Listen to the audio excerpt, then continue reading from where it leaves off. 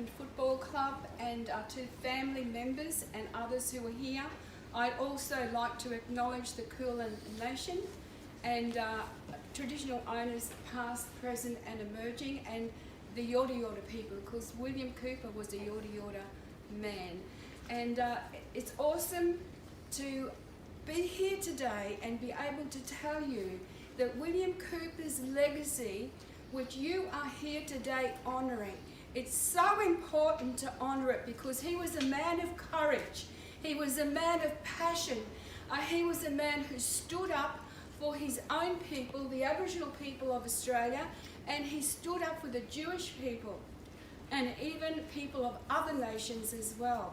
So he was someone who could smell oppression, he could smell discrimination, he could see it. He had the foresight to know that when Kristallnacht happened in Germany and Austria and Sudetenland, when Jewish people, some say 91, but really it was probably more like 1,600 Jewish people were killed at Kristallnacht in 1938. And 30,000 Jewish people were sent to concentration camps. Synagogues were burned, Jewish homes and businesses, the windows were shattered.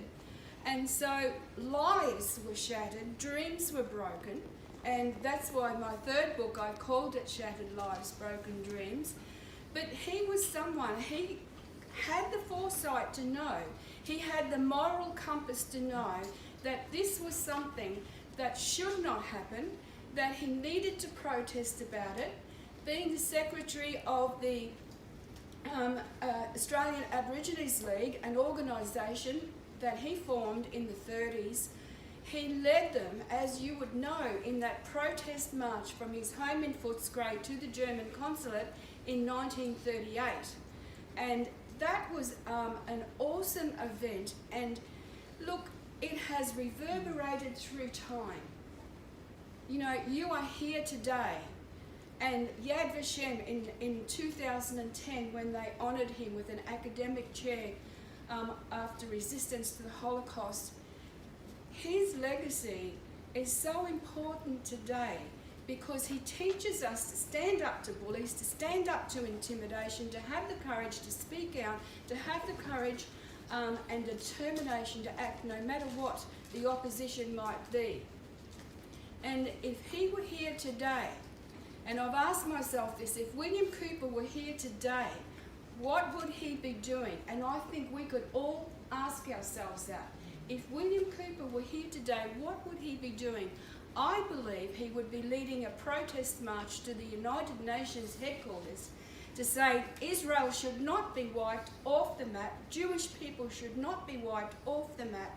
He was someone who wanted to save lives, and I believe that he would still be doing that today. If he were here, he would do the same thing, but he would look at what are the threats to Jewish people today, what are the threats to Indigenous people today, and he would be standing up and being counted. So I have this book here, which is not on sale today, but just to let you know that it's there.